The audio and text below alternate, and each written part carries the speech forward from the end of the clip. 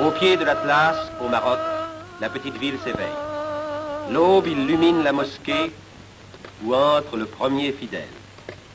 La prière ouvre la journée. À son appel, les ruelles s'animent. Déjà, les femmes se mettent en route pour chercher l'eau. C'est par l'eau que la vie peut naître sous ce climat brûlant. Et c'est une eau qui vient des neiges pour animer dans la petite ville les hommes, les bêtes et les choses. L'eau, c'est la mère des fontaines, celle qui crée les gestes nobles et utiles.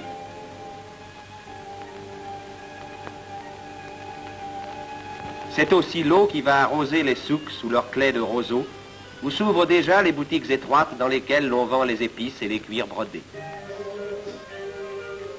L'eau qui rafraîchit le patio que traverse si sagement l'enfant en route pour l'école, car la vie du matin réveille les écoles.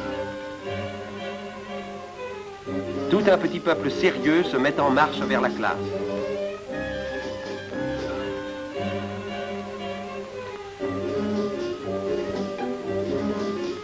Enfants arabes et puis enfants français.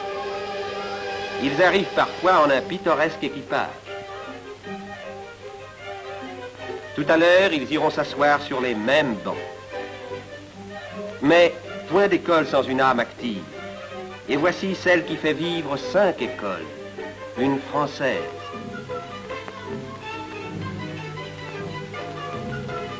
Son exacte sollicitude prend soin de tous.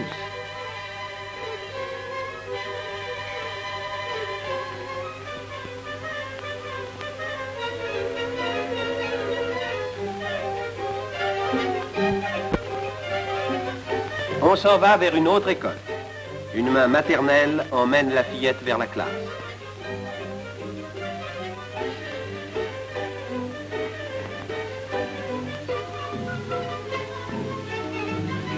La maîtresse est là, qui attend la nouvelle venue. Une Française aussi, toute jeune, heureuse d'avoir cette pittoresque et docile famille. Défilé calme et travail sérieux.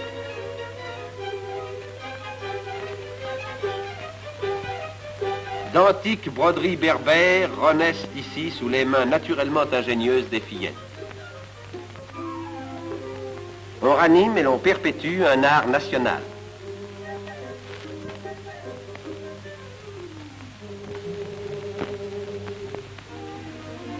Et ces écoles ne sont pas moroses, on y chante aussi.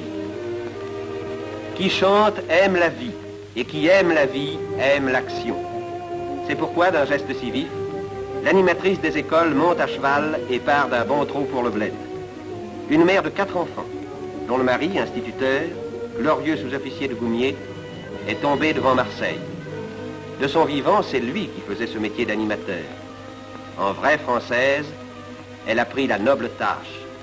Elle continue l'œuvre.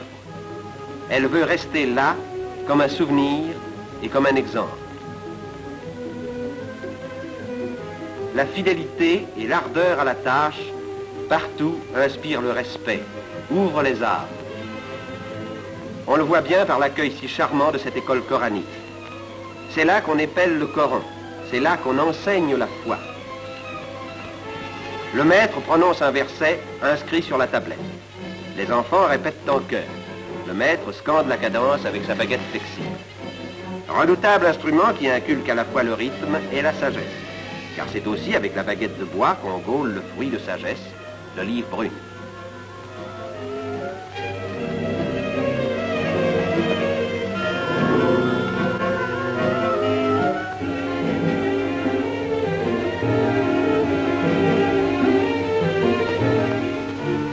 Ici fonctionne encore la meule antique. La lourde pierre roule et broie l'olive lentement, d'où coule l'huile grasse, aliment précieux. Les procédés du bon vieux temps n'excluent pas la vie moderne. Comme tous les bons Marocains, ces blédards aiment les voyages. Le car arrive, il brinque-balle avec ses voyageurs en grappe qu'il secoue sans ménagement. Il vient de loin, tout poussiéreux.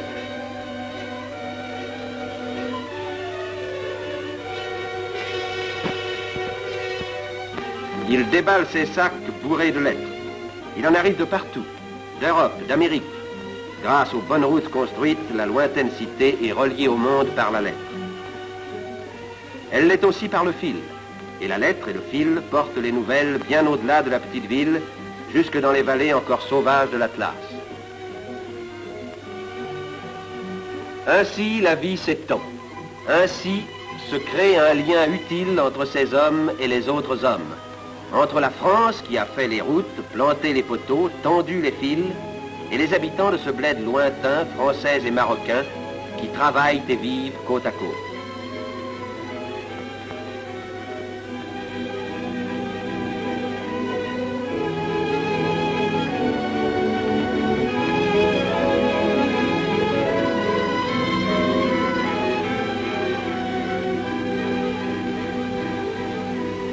De ces travaux et de ces vies associées, voici le point vital, le centre symbolique, la belle demeure moderne avec son parc et ses bureaux.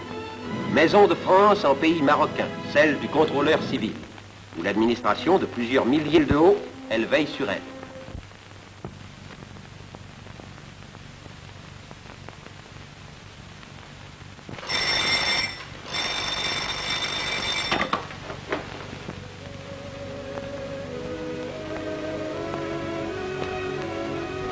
Le contrôleur laisse son bureau pour aller rendre la justice.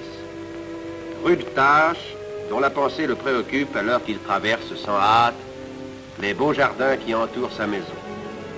Là, il y a 20 ans, les arbres étaient rares. Avec l'eau sagement canalisée, le soleil, un humus fertile, on a tiré du sol ce jardin, admirable lieu de repos dont la végétation vivace couronne la petite ville. La petite ville avec ses besoins, ses passions, et aussi ses litiges, car nous allons au tribunal. Il va falloir juger.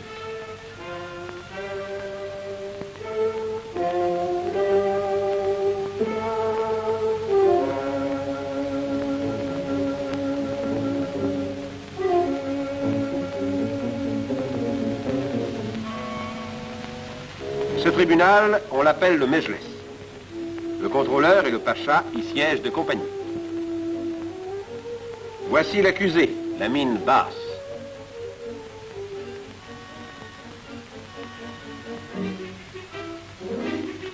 L'affaire est délicate. Il s'agit d'une peau de mouton, tout simplement.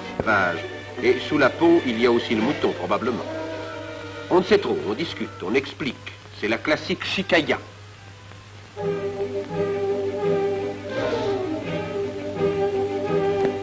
Le pacha et le contrôleur, qui s'y connaissent, écoutent, froncent le sourcil, se font une opinion. Ils y ont du mérite. Faire la part du vrai au milieu de tant d'éloquence, car le Marocain est fin et beau parleur, c'est une tâche difficile. La vérité pourtant finit par apparaître. Sentence. L'accusé est vraiment coupable. Rien qu'à le voir partir, sombre et farouche, on en reste persuadé. Et dehors, la vie continue. Une vie simple, naturelle. Beni Mellal, blotti au flanc de la montagne, est une cité campagnarde. Les potagers et les vergers qui s'abritent aux pentes de l'Atlas lui envoient leurs fruits, leurs légumes. L'oignon succulent, la fève grasse, la tomate juteuse, le piment rouge, et le citron et la grenade, fraîchement cueillis du matin au milieu des feuillages humides. Toute la montagne descend, la montagne pastorale où pâturent d'immenses troupeaux de moutons.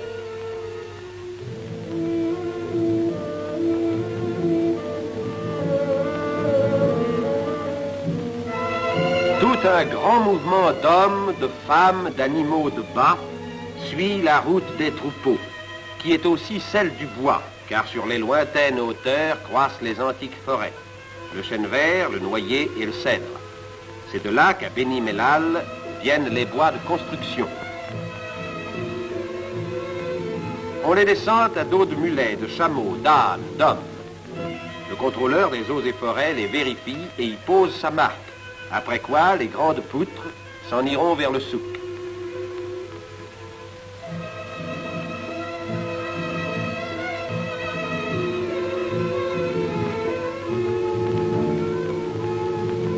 Dressés en cercle, Ne dirait-on pas un rassemblement primitif de guerriers en palabres?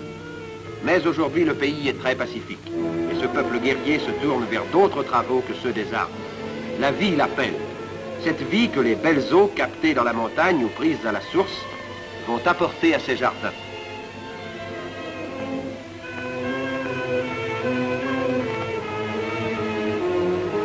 Mais pour les amener, ces eaux, et pour fertiliser la terre, de longs travaux sont nécessaires sur un sol ingrat où pourtant l'horizon est beau. À ces travaux, la présence des chefs, le pacha et le contrôleur, est chaque jour indispensable. Il faut diriger, conseiller, exiger, être la pensée vigilante, incarner une foi et un espoir. Les hommes passent et s'éloignent. La pensée reste. Cette pensée agit. Et la voici à l'œuvre. Là où circule encore la charrue primitive attelée d'un cheval et d'un chameau, vient de surgir le tracteur à chenilles, le char de combat des labours, puissant défricheur de ces landes incultes où demain va pousser le blé nourricier.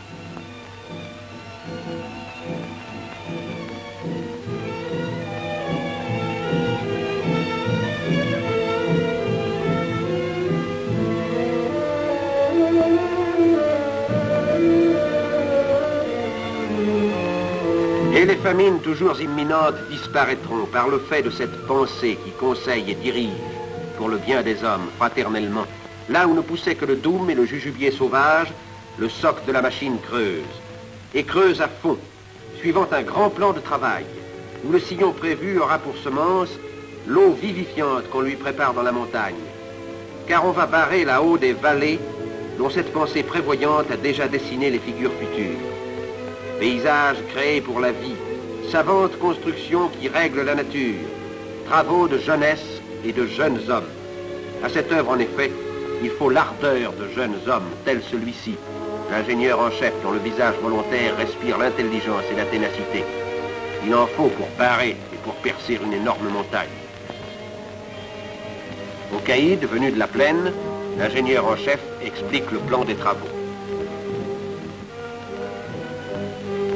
Ce plan, on l'a tracé là, à travers les rocs, les buissons, dans un décor sauvage.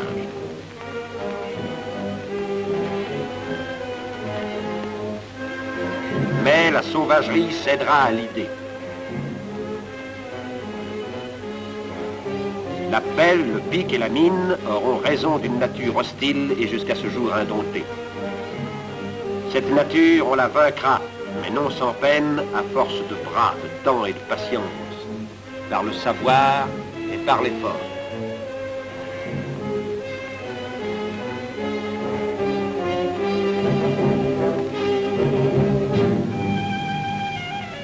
Un lac naîtra, un lac aussi vaste que le lac d'Annecy. Il naîtra, enfanté par le geste ancestral des hommes, le geste bâtisseur du sédentaire, comme du pasteur qui dresse sa tente dans les solitudes, la tente noire des tribus pastorales qui nomadisent sur les hauts plateaux.